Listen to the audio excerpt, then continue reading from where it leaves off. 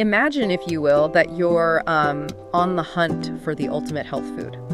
You know, you're probably picturing some rare, antioxidant-rich berry hidden deep in the Amazon, or, I don't know, maybe some newly discovered leafy green. Right, like something that promises you'll live forever if you just blend it up every morning. Exactly. We have this built-in expectation that the next big superfood is going to be a plant, something you can throw into a smoothie. But what if one of the most potent, nutritionally dense superfoods on the planet isn't a plant at all? What if it's camel meat? Which is wild, right? It completely flips the script on, what we consider dietary medicine. Yeah. And it really forces us to rethink some of those deeply ingrained assumptions we have about what red meat actually does inside the human body. It really does. So, welcome to today's deep dive. We are unpacking a massive paradigm shift today for you. We're looking at a fascinating document titled Camel Meat, a Medicine Rather Than a Diet. Yeah, and we got some visual references of different meat cuts we'll be talking about too. Right. And our mission today is to figure out why camel meat is transitioning from a symbol of social prestige, or, for a lot of you listening, maybe just an exotic novelty you try on vacation, into this highly medicinal staple, and why it actually beats beef in blind taste panels. Which I have to say usually catches people completely off guard, because the prevailing global reputation of camel meat does not exactly scream culinary masterpiece. No, not at all. If we're being honest, camel meat has the ultimate culinary PR problem. I mean, the general consensus out there is that it's notoriously tough. Yeah, tough, watery. People say it has this weird Swedish taste. Right, and that it's packed with these coarse, unchewable fibers.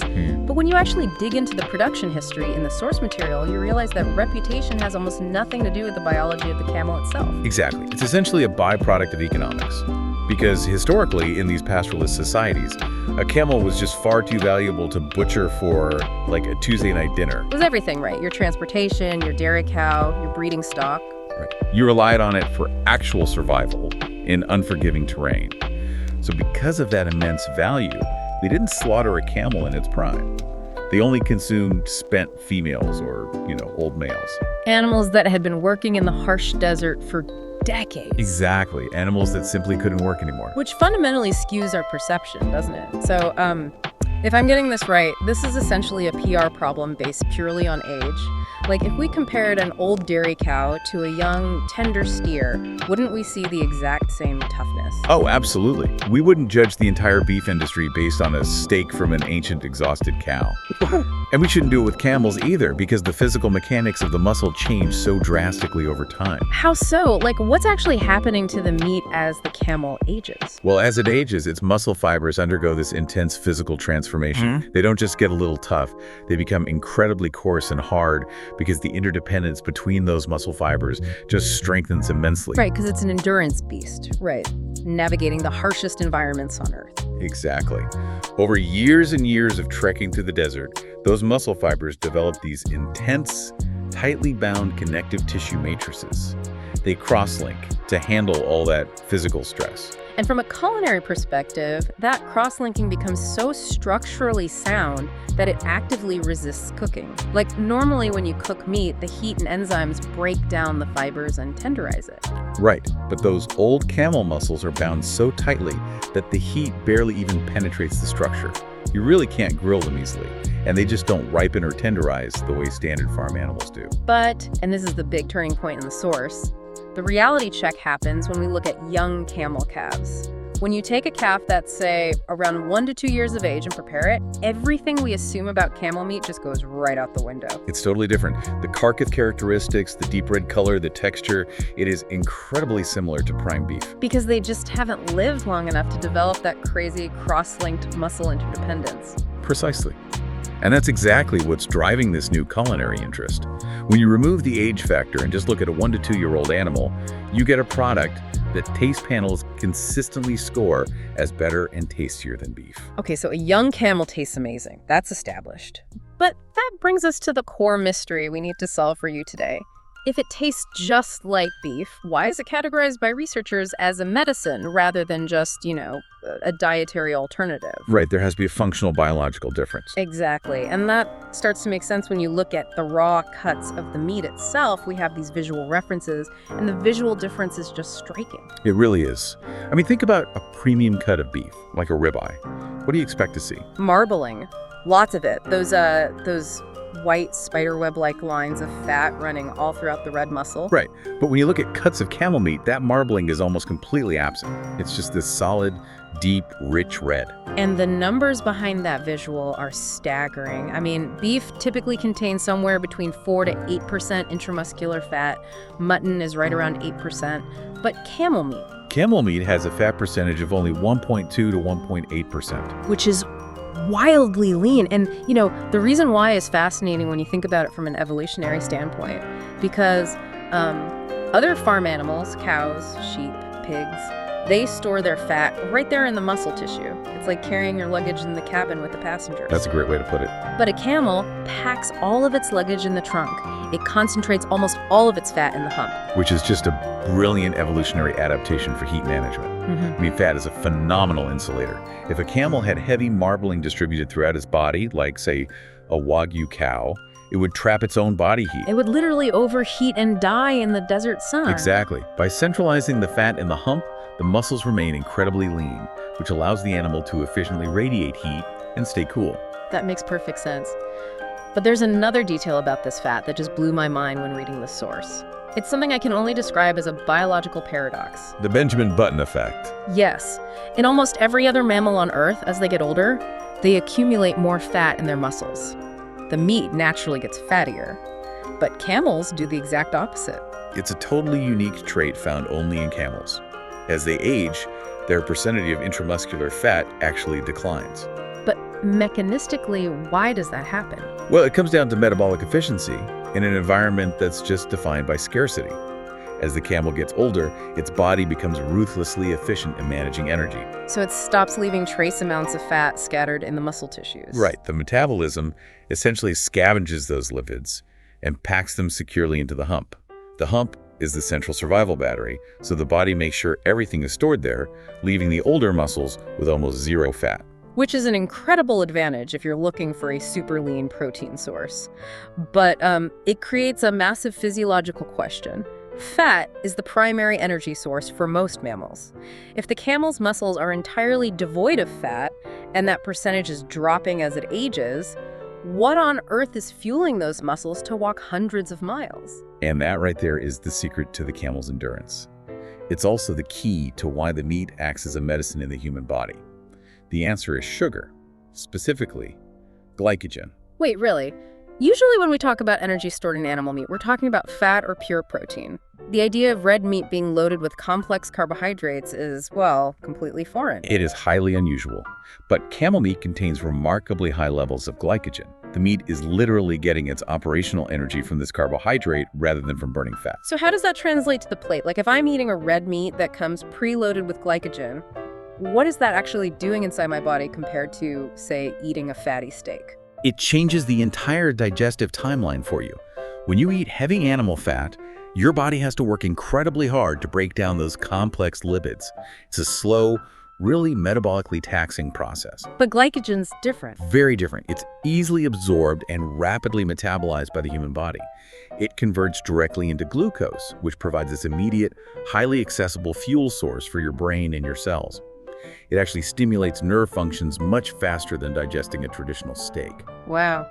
And from a culinary perspective, that high glycogen content has some fascinating physical applications too. Because of that unique carbohydrate structure, camel meat is perfectly suited for processed food items. Things like mortadella, corned beef, sausages, and shawarma. Right, because the carbohydrates actually help bind the meat together, creating better emulsions for those foods. Yeah. But we have to look at the clinical superfood aspect of this too. Definitely. And a big part of that is the moisture. Because it lacks all that fat we talked about, camel meat has a significantly higher moisture content. We're talking about a 20% higher moisture to protein ratio than beef, mutton, or chicken. A moisture to protein ratio comparable to fish, which is crazy for a 1,000-pound desert mammal. It sounds crazy, but it's incredibly vital for our digestion. When meat has that high of a moisture to protein ratio, the protein itself is much more accessible. The enzymes in your gut can break it down with far less effort. So you're getting this dense concentration of protein and vital minerals, iron, B-complex vitamins, calcium, phosphorus, without the heavy, dehydrating burden of digesting dense fat. Exactly. Plus, it has significantly lower cholesterol. We're looking at 61 milligrams in camel meat compared to up to 86 milligrams in beef. Okay, I have to stop you there and push back a little on the broader health claims here because, it is universally drilled into our heads that red meat is a primary driver of heart disease. Sure, that's the conventional medical wisdom. Right. They say if you want to avoid atherosclerosis or high cholesterol, you avoid beef and mutton. So it's really hard for me to wrap my head around the idea that this specific red meat, which looks and cooks like beef, actively lowers cholesterol. Mechanistically, how is that even possible? It's a really great question, and it all comes down to the fundamental difference between saturated and unsaturated fats at the cellular level. Yeah. The danger in typical red meat comes from saturated fatty acids. Which are the fats that are chemically straight, right? They pack tightly together. Exactly. Think of how butter is solid at room temperature. When you eat saturated fats, they make the LDL receptors in your liver sluggish, which allows bad cholesterol to build up in your bloodstream. Right, and that's the plaque building up in the artery. Precisely. But camel meat is fundamentally different. First, as we mentioned, the baseline cholesterol is just lower. But more importantly, it is extremely low in those saturated fatty acids. Instead, it is rich in PUFA polyunsaturated fatty acids. Specifically linoleic acid, right? Yes. And polyunsaturated fats have a kinked chemical chain. They don't pack tightly, they stay fluid. So how do those PUFAs interact with the liver differently? Well, when they hit your system, they keep your cell membranes flexible and keep those liver receptors highly active. So your liver efficiently pulls the cholesterol out of your blood. Wow. Yeah. Because of this specific mechanism, nutritionists actively prescribe camel meat for weight loss, for combating obesity, and for lowering blood cholesterol to prevent atherosclerosis. So it's essentially a red meat that acts like a high-grade fish oil supplement in your bloodstream. That is wild. The source even notes that the linoleic acid in camel meat interacts with unsaturated fatty acids from vegetable oils to help protect against cancerous tumors. It really is a comprehensive clinical toolkit operating right on your dinner plate. It safeguards muscle health, lowers bad cholesterol, provides rapid cellular energy via that glycogen, and delivers massive doses of iron. It's amazing to look at these modern clinical applications where we can isolate the linoleic acid and measure the cholesterol down to the milligram. But what's truly humbling about this entire deep dive is realizing that pastoralists didn't need any of that. Right, they didn't have mass spectrometers or labs. Exactly. The people who actually live in these harsh desert environments have applied this biology for centuries. This is exactly where the science meets survival. For pastoralists, the camel isn't just a farm animal, it is an essential component of life.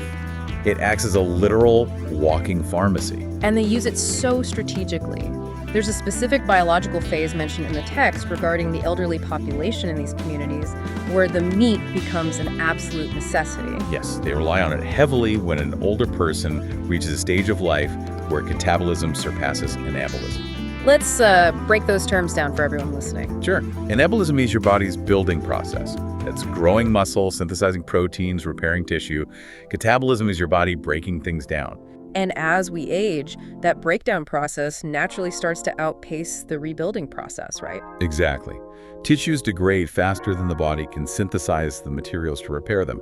You enter a biological deficit. And when you're in that deficit, especially in a harsh environment, you need an energy source that doesn't cost your body more energy to digest. Which is why camel meat is perfect, because it has that incredibly high moisture content, and because it relies on glycogen for instant glucose instead of slow-burning fat.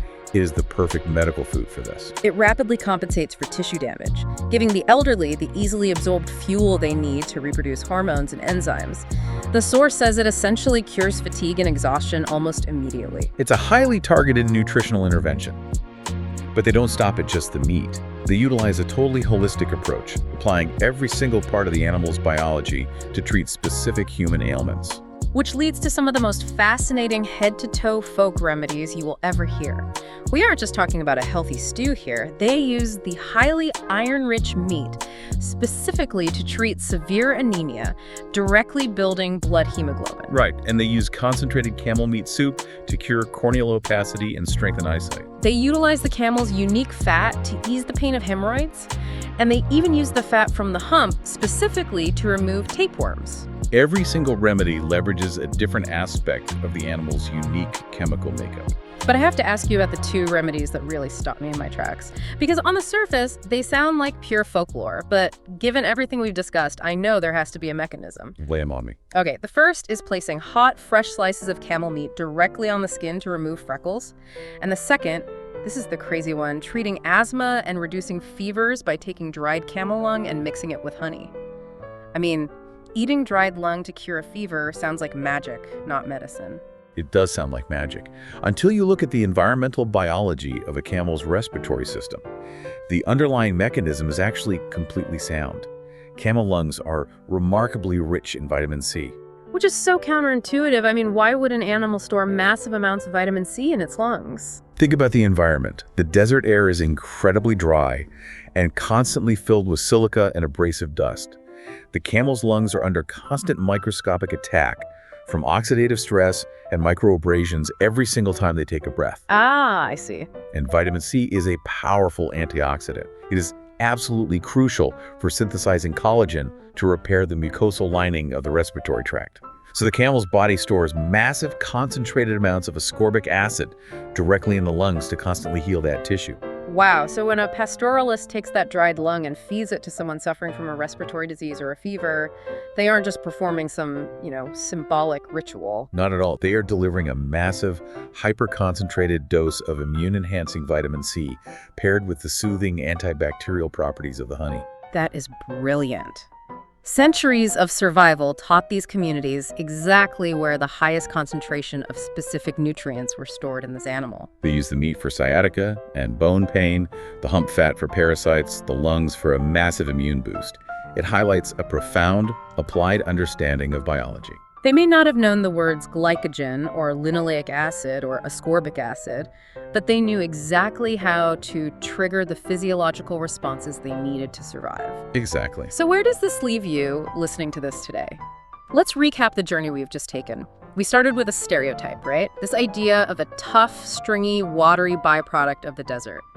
But when you strip away the age factor and look at the actual science of a young camel, it completely defies every expectation we have about red meat. It truly is a scientifically backed, lean super protein. It's an animal that brilliantly stores its fat in a centralized hump to stay cool, leaving the muscles incredibly lean. It utilizes easily digestible glycogen for rapid energy. Right, and it actively lowers bad cholesterol through polyunsaturated fats, providing a comprehensive toolkit for cellular repair and disease prevention. It's a red meat that actively fights cardiovascular disease instead of causing it. And it replaces beef not just in functional health, but in actual taste. Which brings us to a much larger, frankly more provocative thought for you to walk away with today. Let's hear it. When we look around at the health crises defining the modern world, the rampant obesity, the rising rates of heart disease, the chronic fatigue, we have tendency to constantly search for new synthesized solutions. We want a new pharmaceutical pill to lower our cholesterol, a new engineered powder to boost our energy, a new complex cream for our skin. Right, we are totally conditioned to want the quick fix manufactured in a lab. But consider this. What if the ideal medicine for our modern complex ailments isn't waiting in a pill bottle at all? What if true health relies on fundamentally rethinking our foundational diet? What if the answer is returning to the deep, holistic wisdom of the pastoralists, the people who learned how to survive and thrive on the absolute harshest landscapes on Earth, utilizing the natural biology of the camel as their pharmacy? It absolutely makes you wonder how many other natural cures we're just ignoring simply because they don't fit our conventional expectations of what a health food should look like. I mean, if a cut of red meat can act as a cardiovascular medicine and a respiratory vitamin supplement, it really makes you question the conventional wisdom of our daily routines. It definitely changes how you look at the grocery store aisle. For sure. Maybe the next ultimate superfood isn't some rare berry hidden in a rainforest after all. Maybe it's just been wandering the desert this whole time, waiting for us to catch up. Thank you for joining us on this deep dive. Keep questioning what you think you know, and we'll catch you on the next one.